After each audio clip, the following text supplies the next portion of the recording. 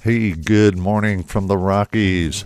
My name's Mark with markurick.com, and it's spelled Y-U-R-I-K.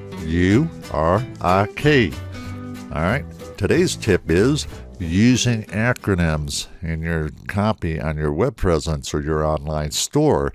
What's the best way to do that so readers or viewers or visitors don't boink, boink, and bounce off your site, right?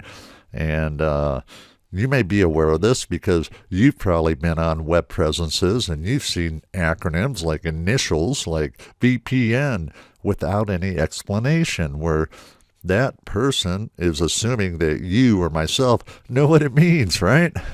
And they may be an expert in their particular niche or market, okay, but you or myself may not be.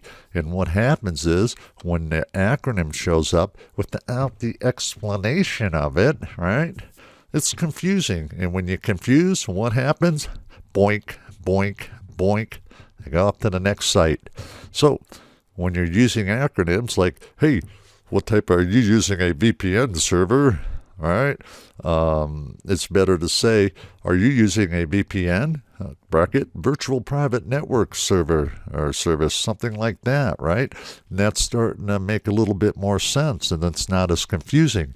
And it would be good to even get into a little bit more depth about what a virtual private network is, so you're being clear with your prospects or your visitors. Same thing. If you were to ask myself, hey, what's your ISP? Yeah, I might know what that means, but if someone's new to the game, they might not get it or know what that means. So spell it out. Hey, ask me, hey, what's your internet service provider? Oh, okay, I know what an ISP is now. Same with, you get those themes, right? And they offer those WYSIWYG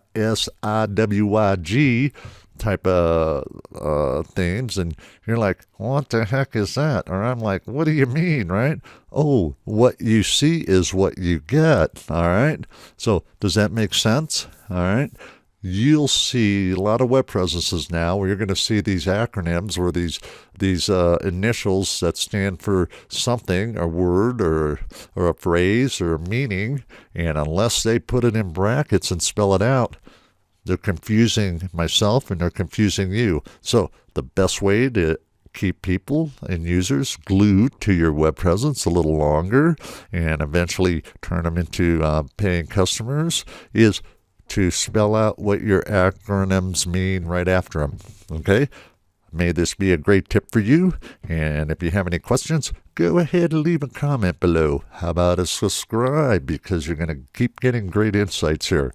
Or if you're on Facebook, how about a little karma with a like or even a share? You know, if you have a friend that wants to get online and mix it up in a niche and make some money, go ahead and share it with them. Until next week, mwah, I love you. You have a great day. Bye-bye.